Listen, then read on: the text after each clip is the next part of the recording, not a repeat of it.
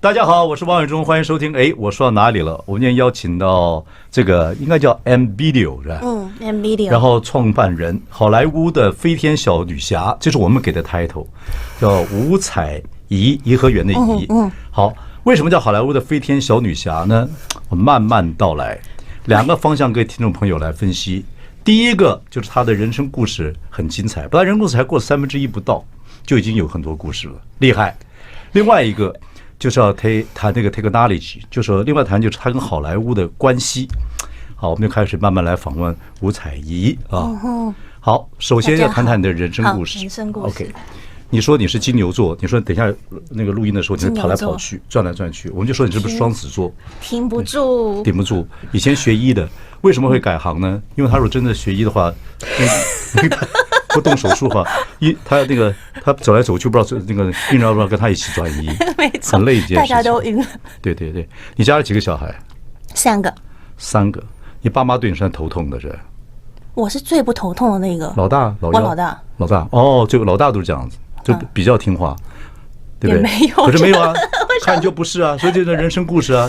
其实他是北医女毕业的，后来学医，对不对？去台北医学大学。对对对。然后你学的又不是学什么，是医疗器什么的。那医检生技。医检生技，好。然后就高中时候就学吉他。对，高中的时候北医热音玩热音社，弹吉他。对对，你声音很好听，就是自己会创作音乐嘛，后来对。自己写歌，可是不太当主唱，因为没有办法待在麦克风前面。Anyway。北一女的时候呢，你看就是要读这个医，然后要考医，后来也考上了，然后就读这个喜欢玩吉他。后来实习的时候也在荣总也玩吉他，对。后来有一个状态，你就不想学医了，对不对？就想到美国去学音乐。对，一般想学电影的配乐，对不对？没有，本来就是因为一直玩乐团嘛。你也玩 band 当 vocal 当主。没有弹吉他，没有办法当主唱，因为主唱就要站在麦克风前面嘛。你才玩几年吉他就做乐团里面的 band 啊？你们什么音乐 ？rock， 无所谓，那我也可以做，样子像就好。对，样子像就好，样子就是占60分。你们几个人就玩乐团，对不对？他们就玩乐团，然后所以一直想要弄音乐，所以就去纽约大学念音乐科技。最重要是你爸妈以前就希望学医嘛。对不对？没有，亚洲人不都这样吗？要么会计师，要么医生，要么律师。也不见得，亚洲很多，麦克罗尼西亚也是亚洲啊，希望去学做船长啊，就很难讲。或者就是你爸妈希望做医吗？你爸妈是台南人吗？没有，台北人。哦，都台北人。学医，然后后来其实你不是很想学医是吧？没有，我超想。真的吗？对，我那个时候那么没有，我那时候是我的分数比系高还蛮多，因为我没有考到我自己想要的分数。你本来想当什么样的医生？别人想做什么医生？本来就喜欢医，因为我觉得人类很有趣。是，就你能了解人类之所以为人类是一件很有趣的事情。你交男朋友是不是说我觉得人类很有趣？我想解剖你。我有跟大家讲过这件事情，对不对？很想要研究一下。你就想解剖人，对不对？就摸着摸着，这里是肝，好可怕，好可怕。Iris， 他的英文名叫 Iris。OK， 然后所以是真的很喜欢医类的东西，所以就是医学，所以去选了台北医学大学这样。对。后来在荣总实习嘛，后来是发现离生死太近了，我没有办法。生命中会对。然后医者我觉得真的很难，我现在就超级佩服他们要非常的个性很稳定，然后很中立，因为他们其实没有办法救到所有人，他们只能尽力。了解。对啊，然后你又要不能责怪自己，然后又要面对家属，然后又要。对，真的很难。所以像你这有点艺术家个性的做医，你觉得不适合了？你要不要革命？你要到美国 NYU 去学音乐，有没有跟你爸妈革命？要给钱，爸妈要给钱。小时候就开始革命了，高中的时候都就是爸爸就觉得那时候玩乐团，大家就是玩乐团就是坏小孩嘛。哪有坏小孩？小时候大家都是这样啊。你不会了不？你爸爸做什么的？爸爸教育的，爸爸以前是军人。然后后来又做教育，以前是教官呢。教官okay， 怪不得，我大概了解背景了。真的吗？NYU 教官后来退伍了之后，那你到 NYU 读书蛮多学费的，你自己打工吗？打工，那时候打好多工，然后吃很便宜，都去吃那种免费的，就是学校哪里有免费的，我就去蹭饭吃。NYU 去学音乐是你的第一志愿吗？你有时候硕士嘛， NYU 申请的嘛，对。那个时候选就是因为我不想要考英文，就选了一个不用考 GRE 的。哦，这样子。NYU 那个系就是教作品集。OK， 就弹吉他就可以不用讲英文，就觉得很好。你去了就读那个 master degree 是吧？对啊。OK， 主要主修什么？音乐科技。音乐科技。音乐科技是个很广的系，就是它所有跟电脑跟声音有关的都在音乐科技，从什么声音辨识啊，然后 DJ 啊，卡拉 OK 机啊。OK， 音乐技术、音乐科技。对对。听众朋友，这时候就蛮重要了，因为他这个时候呢，就反正学这个音乐科技的时候呢，就突然发掘到一个理论啊，这理论也不是原来就有的，反正不管怎么样，简单来讲，我们是听不懂，但是就是你这个后来这个在好莱坞创这个新科技公司、音效公司的一个原理啊，什么你运用什么脑波的时间差啊，然后就是可以大家不要就借用喇叭的远近就可以听到 stereo 这样子环绕音响，也可以简称虚拟的环绕音响，对不对？可不可以这样讲？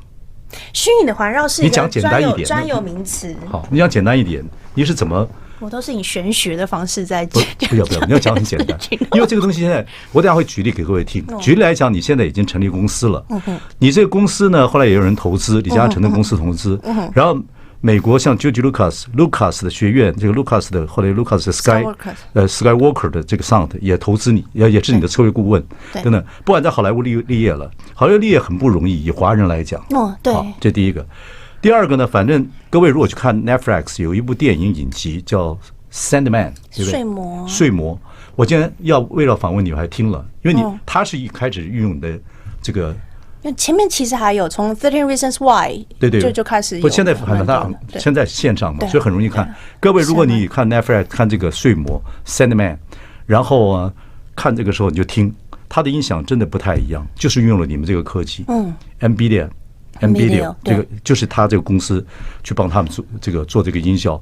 我比照了一下 Top Gun 的前几集，Top Gun 在 Netflix 的音响真的没有你这个好。当然不行。当然可以这样讲。对，所以他就变成没有他们好莱坞的新创，那不得了哎。他们其实在混音的时候都很好。我之前开始就是因为这样，就是我们花这么多时间，要花7000多个小时那种大片，然后大家就关在一个没有窗户的房间里面，然后就把它弄得很好听，然后你真的在电影院里面放。了不起2个月，真的大片。对，然后接下来就是大家回家嘛，对，以前的 DVD 那个笔电，对啊，手机上看啊，大部分都是 stereo。那我们做的那些声音就全部都没有了嘛。对，在这个这么小的荧幕、这么小的 instrument 上，是听不到的。对啊，你最厉害的是用这样子的 iPad 或笔电或者手机，还是可以把这个所谓 stereo 给表现出来。对，到底什么原理？这个是怎么做？有没有商业机密？商业机密我不问你。就是人类的大脑其实很好骗。你说。真的很好骗。你要讲点原理给我听。原理就是人类大脑很好骗。我们刚才讲就是大脑所有的讯号都是电讯号，然后没有真的东西是真的看到或者真的听到，都是你大脑的猜测。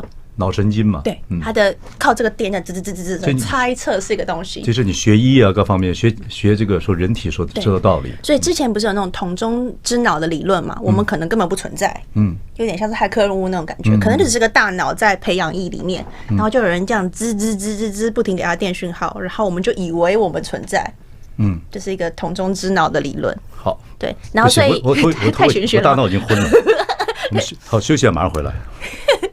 I like 103, I like radio。大家好，我是王永忠，欢迎收听。我说到哪里了？我们邀请到是 NVIDIA 这个创办人，就好莱坞的飞天小女侠吴采怡啊，谈的是她在好莱坞呢有个新创公司，就是做音效的。可是她是在台湾是学医的，后来学医的不学了，也读上医学院了，也去实习了，不学了。然后后来跟爸爸讲到另外去学这个所谓的音乐科技。后来就一个巧合的机会里面，他就发明了这个，然后走到新创公司投资干嘛等等，就变成现在闯好莱坞的小女孩，很厉害哎。好莱坞的华人不多哎，不太多。对，这个说数字王国 Digital Domain 的谢安啊，一个是我们这个 Iris， 对 Iris。好，我们刚才讲说你这个叫做 MVideo，那我就跟各位讲了，我还是要重复 ，Netflix 有部戏叫《Sandman》睡魔，那个你去听，拿个笔电，拿个这个iPad 看，声音真的很好。以前还有台湾有天桥上的魔术师杜笃之做的，对，是今天有讲，但是我觉得这个 Sandman 那个更好听，对，因为那个天桥上魔术师，因为他很帅，对，天桥魔术我觉得他音效听不太出来，可是这个的睡魔一开始就 animation 一大堆东西组合在一起。我觉得很精彩。好，讲讲这个是什么东西？说你这个是骗过大脑，是你在做音效的时候是用电脑输入还是怎么样？然后什么骗过大脑？怎么做？因为我们就2个耳朵嘛，所以刚刚不是说不是说太玄哦，不，就只能用玄学，因为声音就是个玄学，就是你是不是商业机密不能讲很清楚？什么啊？是不是商业机密不能讲很清楚？对，真的啊？没有，可是真的理论就是这个样子。好 ，OK， 你说。所以我们就只有2个耳朵嘛，所以你只要把 input 放进去是对的，大脑就可以被骗过去了。就是你只要知道，比如说大脑有10个步骤，然后说靠这10个步骤会知道说声音从哪里来，是什么样子的声音，那么就把它反过来，或是我们把声音处理成大脑觉得说原来是这样子啊，可以接受的。对，那你这个是，比如 iPad 在这里，还是透过它里面的音效、声波进入耳朵。对啊，你说用声波、高低音不同的这个高低音是一个，像时间差是一个，当然还有很多其他不一样的东西，你才有办法骗过大脑。这人很好骗呢。反正严格讲起来，最棒的，我认为你这个 MVideo M 是不是叫 AM 是不是讲 MB 是不是 Ambience 就是环境嘛？环境对 ，OK，MVideo。各位用小手机或者是笔电或者 iPad 来看，就已经有电影的效果。对。那如果有一天，像这个叫《Oppenheimer》这部电影《原子弹之父》这部电影，如果它从大荧幕下了，上这种所谓的串流平台，大家如果也用这种科技的话，它也会可以像在 IMAX 里面听的这样，希望可以几乎可以到这个地步。对，当然那个低频没有办法，但是那个环绕感会在。真的。所以有人好莱坞说。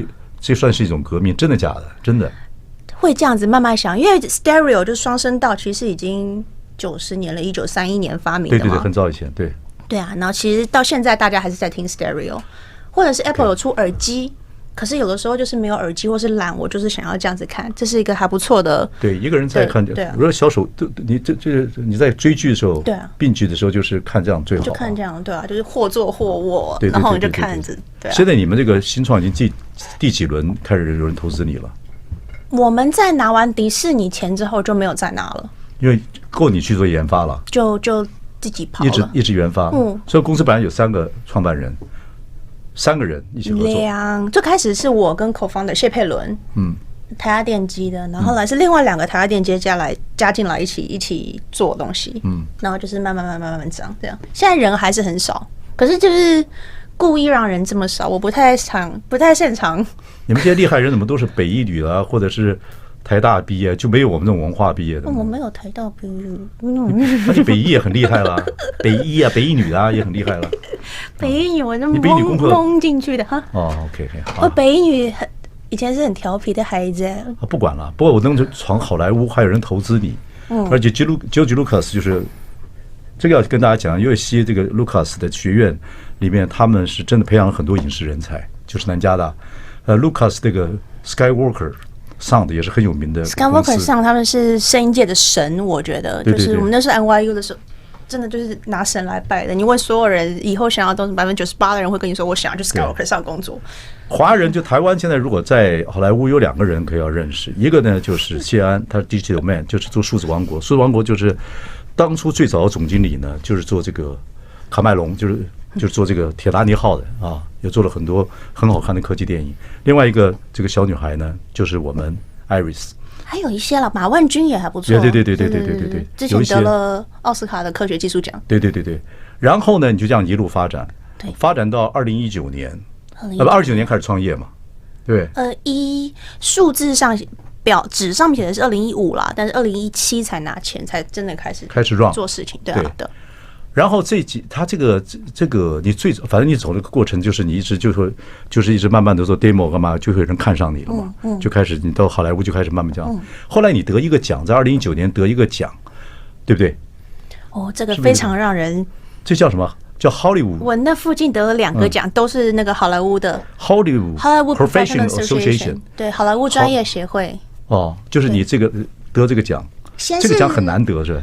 对，叫 HPA 嘛 ，Hollywood Professional Association，就是它是业界的人在评的，都是业界的后制作 CTO 或者是对，然后所以很硬。我们的对手会是 Microsoft 啦、Adobe 啦，都是很大很大的公司。你们就几个人的公司？那我们是有史以来最小、最年轻的公司得奖。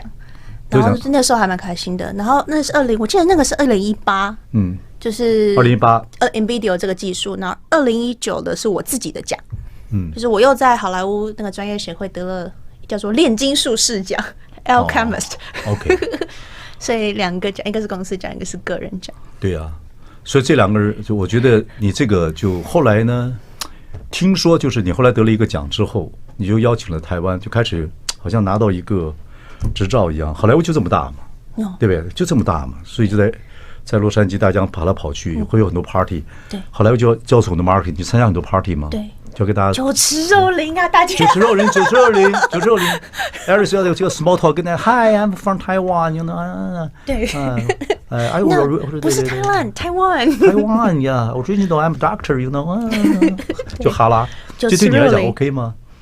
要知名度啊，对，很累哈。对，我会有那个社交电池用完的时候，我就会缩在家里，然后不想动。好莱坞的社交真的很辛苦 ，small talk 任何人要见 small talk 其实很难，这个其实是台湾人比较缺的地方，我觉得就是。那你怎么应付这个 small talk？ 就大家乱哈拉，哈拉，然后你做什么？你说 Oh really? Oh amazing！ 假里假气的，你怎么办？你们讲再一次，你们讲这个 amazing， 我不会。Oh Iris，Oh amazing！ 因为我觉得我是个很喜欢问问题的人。你少来，你是问问题是最好的抵挡别人说话的方法。没错，你就一直问问题，我就一直问问题，然后别人就一直讲，然后我就是拿着酒杯微笑啊。不，恭喜你了 ，Iris， 至少你进了好莱坞，大家认识你，你 small talk 也过关。然后大家觉得你会 social， 然后这是很重要的。我们等等要谈了一下好莱坞文化，马上回来。I like 103, I like radio。大家好，我是万忠，欢迎收听。哎，我说到哪里了？我们邀请到是 NVIDIA 创办人，简单来讲是个好莱坞的音效公司，来自我们台湾的小女孩啊，吴彩怡 Iris， 然后她是北一女毕业，后来读医，但后来就到美国去学这个所谓的音效。音效也就是音乐科技了，在 NYU。不过医学还是对你有帮助嘛，哈，对啊，身体的构造、大脑的构成等等等等。对，所以你这个发明也是运用到这个医学方面的一些概念。人生真是处处想不到。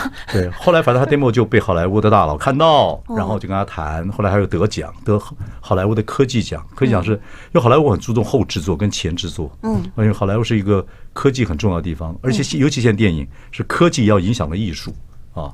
就这样子，然后好莱坞华人在的就是现在的 Digital Man 谢安呐、总经理，然后我们的 Iris 啊，但以前还有李安呐、等等等人呢，我觉得帮了台湾很多很多的忙。然后以前的香港导演也很好，就是华人的世界等等等等。然后后来你就在好莱坞要开始生存，所以要募款也好啊，找人投资也好，是要把自己的知名度要做到一个地步也好，讲讲好莱坞文化啊。好莱坞的文化，我觉得就是实力至上，也不能说实力至上，因为要在好莱坞生存，你好是应该的。然后接下来就是像刚刚我们讨论那个，除了你好之外，你要让怎么样别人喜欢你，或者想要跟你交朋友，就是刚才说的 small talk 啊，或者他觉得你这个人有趣啊，想要跟你合作看看啊。可是好莱坞应该非常非常现实的一个环境，超级现实，所以那个你要好，那个是基本。对，各位看一个电影的影集叫《Succession》继承者。其实它是影射梅铎这个媒体的一个世界，就有讲到好莱坞文化等等等等。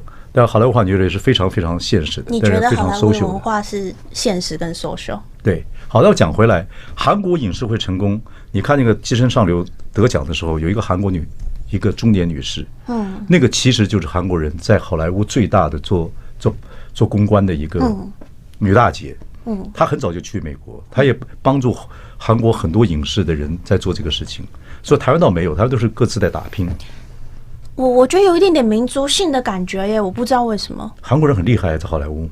韩国人很厉害很厉害很团结现在我们其实过去这几年也一直想要在做这件事情，所以亚洲日舞来台湾嘛，这件事情我就超级兴奋。这等一下我们讲吗？等一下，Iris 这个，Iris 还有步骤的，好有步骤的，有步骤的在帮助台湾的影视，这点是我觉得还蛮佩服的。对啊，然后所以现在就是想办法。想让大家多多看到台湾，想要让台湾的人多出去，所以就一直在想办法做这样子的事情。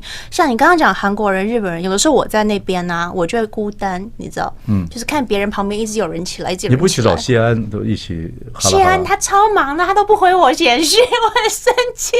对，谢安不回别人简讯，会写在以后的教科书上面，这是他的习惯。对，他找你的时候急如星火，对，你要找他的时候渺无音讯。我简讯每次看到他都要说一次，没关系。但是你们就你们两个都台湾孩子，我记得他是马来西亚华侨了，不在台湾读书的，对。我基本上你们会有沟通嘛，对不对？对啊。但是华人真的尤其韩国极为团结，对。所以你要不要去帮台湾做点公关，就把公司慢慢经营就好了？只有公司不够啊，他要看到的不是这个科技公司啊。对啊。可是你光你要不要帮台湾做很多的公关？我们有啊。对啊。现在大家都是。你觉得你 social 怎么样？social 很重要，在好莱坞。我交际啊。会啊。我真的还蛮会。对啊。所以这个我反而觉得这个很重要。social，我觉得像刚刚说的，你好是基本，接下来就是靠 social。对。我第一个 deal 跟 Netflix 的其实就是 social 来的，就是我们在一个 conference，我们在炉边喝红酒，喝着，然后发现那个人是 Netflix 的，然后我们就在聊天，聊，他就觉得你做的事情好像蛮有趣的，那不然合作一下好了，就这样子，就这样。deal 就完成了。没有，但是后来就真的邀我去 Netflix 谈，但是你有实力，对啊。对，然后就慢慢讲，对呀。所以我觉得真的影视就是这样子，除了有实力之外，你还真的要懂得推销自己。我觉得可是那个推销你也不能就是一上去就是硬是推销对你那么高，你170几？表上是说上次量是168了，但我觉得我不止，你还会继续长高。人家基因是这样子，你爸是教官。因为我觉得我有在长高，我觉得我应该不止。还不能太 push。对不对？对，还不能太 push，就是你要就是见缝插针，然后台湾做生意的，就是尤其做影视，如果在好莱坞，真的很多不会自己搜秀。对，英文不跟英文好坏不见得有关系。你怎么知道这个事情啊？ attitude 态度，我怎么不知道？你从哪里知道？我学化学的，我知道。你不是跟我不熟了，我是学化学。化学的人为什么会知道的？化学人也需要搜秀。对，所以你就不会搜秀，你连我是谁你都不知道。化学也会需要 social。chemistry， 我跟别人会有 chemistry。那我就要盖我。这我应该要笑点，这是笑点。这不是笑点，你得罪我，你的 social 很烂。没有，因为真的就是。为什么？我跟好莱坞文化有一点关系。对。如果有机会，我也会。当然，我现在老了啦，靠你们年轻人了。但是有机会，我也经常会介绍很多人跟好莱坞有关系。对。好了，我觉得这有点的民族性的。所以我女儿很会嫁，因为我的女儿很会嫁。糊涂了吧？糊涂了。听不清楚了吧？对，我都唬你的了。搞不懂。我的常识丰富了。那做主持人嘛，总是要尝试。这个是真的。对，这个是真的。OK， 我会觉得台湾人太谦虚了，因为我们从小就被教着要谦虚。所以，你后来你得了一个奖之后，你得了一个科技奖嘛，对不对？得了一个奖之后，然后那个你就不是得一个奖，变成一个奖的评审嘛，科技奖，好莱坞科技奖的评审。这个是不是好莱坞的？是奥斯卡的。奥斯卡的科学技术奖。全英文叫什么 ？Oscar Awards。Academy Science and Technology 这个奖很重要，对不对？对，就是奥斯卡的奖，就是奥斯卡除了大家每年都知道的最佳男主角、最佳女主角，其实有科学技术奖。科技了，你靠近点麦克风，我们音效不好。我不小心又越来越远了。刚刚被你吓的。你是这个奖的26个评审之一，对不对？什么时候？从上一届开始，所以今年是第二届。第二届，因为你在26个评审之一，这么年轻。所以在好莱坞知名度就开了，然后好像有很多人可以跟你见面。你后来带了15个台湾的影视工作者去那边参观，对不对？那个其实不是我带，那个其实是文化部跟影委会合作，他们就有一个 LA 的 residency，就说你过来这边，那我帮你们安排一些参访。文化部的事情。对，文化部有跟你先联络吗？那边台湾书院有，就是台湾书他叫台湾书院的院长叫贡丸大简德润呐。然后他是非常有冲劲的人，所以就说哎，他知道我在那边。太好。Iris， 那你帮忙一下，就说好啊。所以你就安排一些人给他们认识。就带他们去 studio 里面看看呐，去吃免费的午餐呐。就这样子啊。其实 studio 没有什么差别，没有什么大东西啊，主要还是要看科技，还是看 technology 的方面，技术的方面还是什么？我觉得都有，两个都要看的。studio 我觉得最大的差别就是你到那种传统的片场，然后感受到那个氛围，就会有一种我以后也要来这边 OK 的感觉。好，我们等一下再请我们的这个，我们给他一个名字叫好莱坞的飞天小女侠吴采怡，让我们再聊，马上再聊一下好莱坞的文化。好。I like 103, I like radio。大家好，我是王永忠，欢迎收听。我说到哪里了？我们邀请到是 MVideo 的创办人，好莱坞一家音效公司，就是这个我们今天title讲好莱坞飞天小女侠Iris 吴采怡。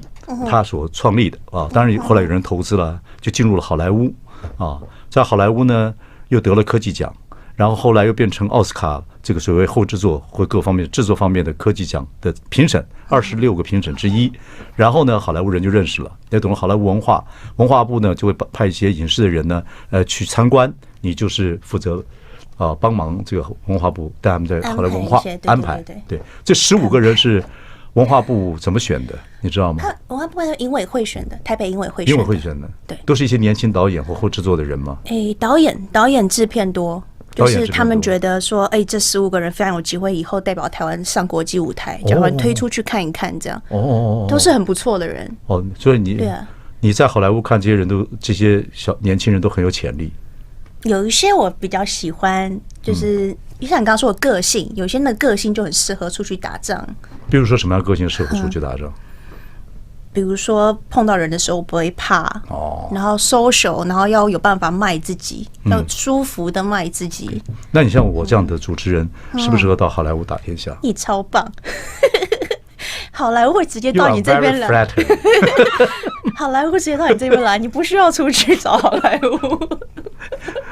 我会去学，只是会学 animation 的 storyteller， 说卡通故事的。好，开玩笑，很高兴有你在那边帮忙了。我觉得你也够热情。然后后来这一次，台湾这个所谓的这个 Sundance 日舞影展，日舞影展的创办人呢，应该是 Robert Redford， 对不对？劳勃瑞德福。最早的电影叫《虎豹小霸王》。对，听过没有？听过，我还会上主题曲。Raindrop falling on my head， 对不对？对。虎豹小霸王，劳勃瑞德福后面也做导演，很喜欢拍所谓的伦理片，然后他的 idea 很好。劳勃瑞德福，你如果不知道，他接班人就是 Brad Pitt，OK。然后劳勃瑞德福创立影展，希望好莱坞文化之外有一些其他的影展出来，不要那么商业化，对不对？所以这个日舞影展就变成很鼓励很多独立制作，就像你们现在独立乐团一样，不要受商业影响。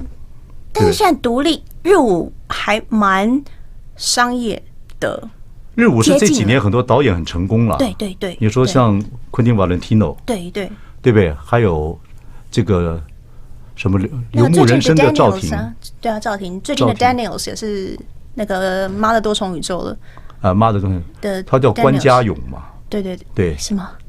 应该姓关，是关家勇导演呐。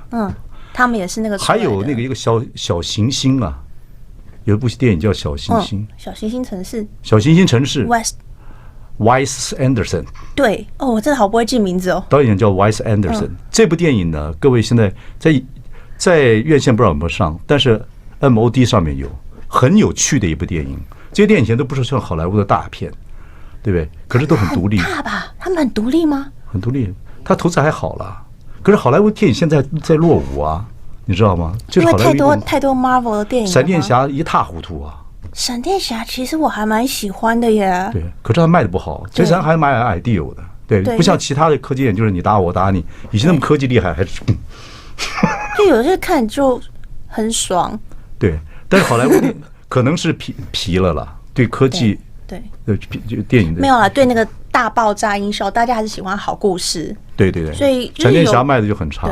闪电侠大，可是这就是水能载舟也能覆舟，你知道？你说那个闪电侠卖差，你说是故事差吗？大家说的是视觉特效很差，大家看起来不喜欢。真的吗？我觉得闪电侠这次还蛮有在创意上还不错，那个他那个时空的感觉。然后呢，你说像这个，当然Mission Impossible 也卖的不好，新片。然后印第安纳琼斯卖的也不好，对老片分的不好。说好莱坞其实现在也碰到一些瓶颈。好莱坞的瓶颈多了，最近还罢工。哦，对，就是街头上，他们编剧一年就罢一次工，就 strike。也没有了，上次好像是50年前。对，就开始就一直罢工。我们开过那个他们罢工，他们是真的会站在 studio 的门口，对抗议。你有没有看过一部电影讲麦卡锡主义的？就是以前《罗马假期》的编剧，他那个时候说就是麦卡锡，就是反共产主义。他就是上台领奖的不是他，他是《罗马假期》的编剧，很好看，《绝命毒师》的那个男主角演的，很好看那部电影。从那边开始以后，好莱坞的编剧的这个抗议，不管是薪水啊或者地位啊，就一直在抗议，每年一次。各位在到还有每年一次吗？几乎可是没有一直罢工，难怪他们因为三年疫情没有罢工了，常罢工，对，尤其是编剧，对他们觉得编剧太不受重视了。我们后制的更不受重视吗？大家根本不知道我们的存在啊！你们科技奖，你已经科技奖了呀。对啊，还有人投资。可是外面的人不知道后制的人存在，我们也是一直在想办法让大家知道，其实我们是存在的。我们甚至连工会都没有好，我们就讲回来。好，讲回来。讲回来很重要的事情就是，现在其实任何事情讲数位，讲数据，讲城市，讲 technology，所以很多电影公司改名字叫什么 technology。可是呢，艺术跟科技两者之间一直左脑右脑合不起来。那这就是相辅相成嘛。一定都是相辅相成的。你说你有人家说妈的多重宇宙就是一个很简单，它整个电影就是只有妈的多重宇宙，对啊，怪怪的讲起来。Everything Everywhere All at Once， 但是名字很长，我也很喜欢。他很有创意，对，就是他创意也是一个，就是他就是个很好的故事。大家都说很简单，他整个视觉特效团队只有5个人，再加上2个导演。对，他们要花很多钱呢。对，可是他后面的科技是有的，他用了很新的 Adobe 的东西，用 AI 帮忙算他的那个东西。哦，真的，这个内部我就不知道。对啊，所以就是这些科技是可以帮助大家说一个好故事的。AI 是可以说故事了。对，所以我们要怎么样用这些科技？对，比如把好莱坞小魔男谢安跟小女侠就是吴彩怡2个人可不可能谈恋爱？再丢2个魔男，再丢不是老魔男，再丢2个宠物进去，再加上好莱坞的这个吃喝玩乐啊，再加上台湾人，搞不好可以变成一个故事。丢到 AI 里面，他就帮你们整理了。感觉是很无聊的故事，我不知道但是现在真的大家会用 AI 做这种事情呢，就是这样直接生成一些故事。其实这好几年前有，好莱坞从几年前就在做这些事情。拉斯维加斯展的时候，